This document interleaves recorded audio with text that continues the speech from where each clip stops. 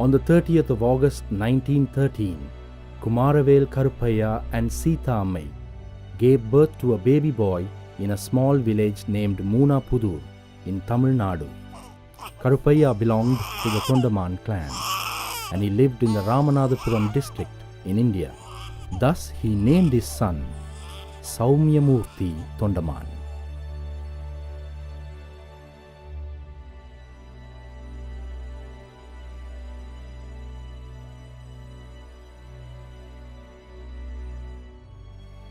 In 1924, 11-year-old Saumyamurthy Thondaman followed his father to Ceylon.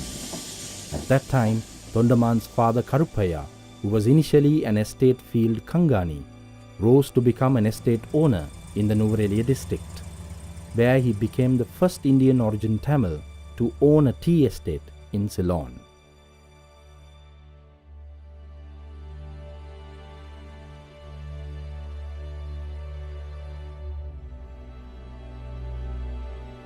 Even though Saumyamurthy Thondaman was given a comfortable and cozy life by his parents, his heart was with the working class people of the estates from a very young age. He was gravely concerned about their sufferings and their future.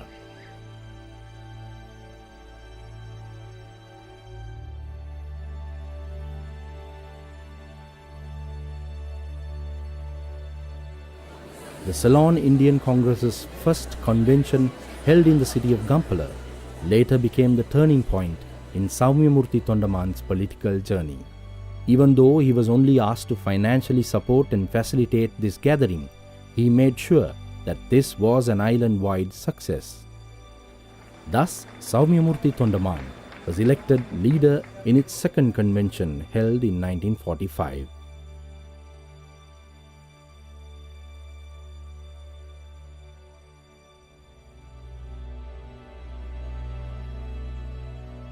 Making a resounding victory for the CIC in the general election held in 1947, 8 members under the leadership of Honorable Saumyamurthy Thondaman entered the Ceylon Parliament.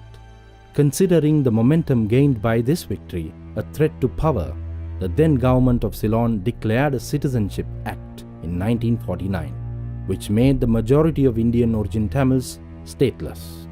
This automatically meant that they had no place in politics either.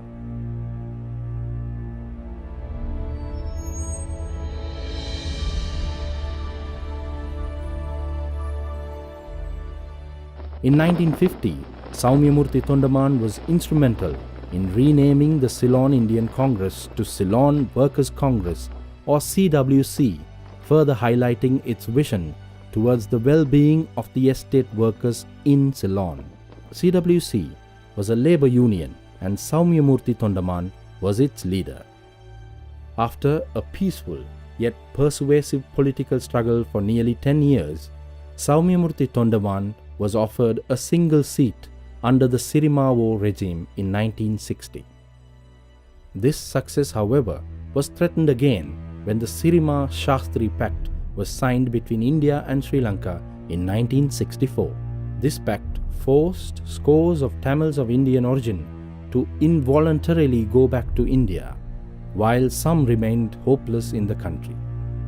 Saumyamurthy Thondaman strongly protested and voiced his disapproval towards this act and the land reforms of 1972, which systematically uprooted his people from the country. In the latter part of the 1970s, Saumyamurthy Thondaman joined hands with TULF to form a Greater Tamil Alliance but disassociated himself from the concept of a separate state. This incident portrayed Saumyamurthy Thondaman's clear vision in his political journey.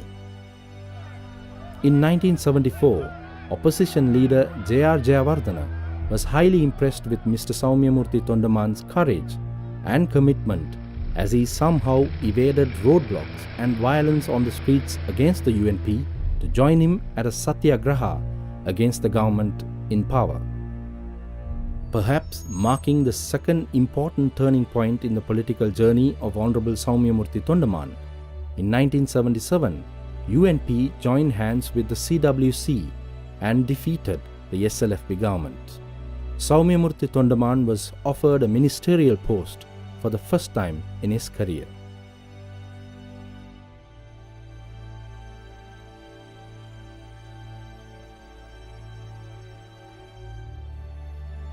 Honorable Saumyamurthy Thondaman was never afraid to stand up for what was right and just.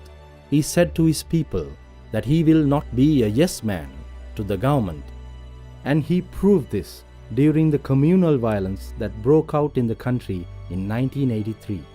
Saumyamurthy Thondaman was highly critical of President J.R. Jayawardena and the government, even though he was still a minister in the same government.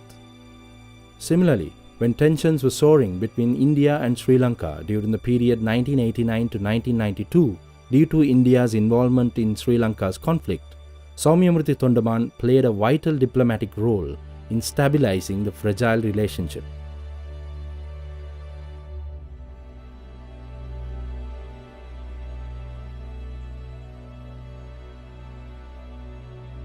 In 1994, President Chandrika Bandaranaike Kumaratunga made history by setting up a separate ministry for estate infrastructure and development and appointing Saumyamurthy Thondaman as its minister.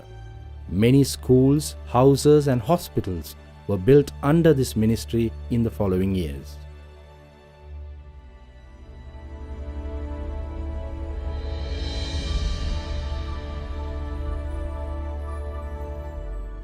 October 30th, 1999 marked the end of an era of a true leader who stood by his people.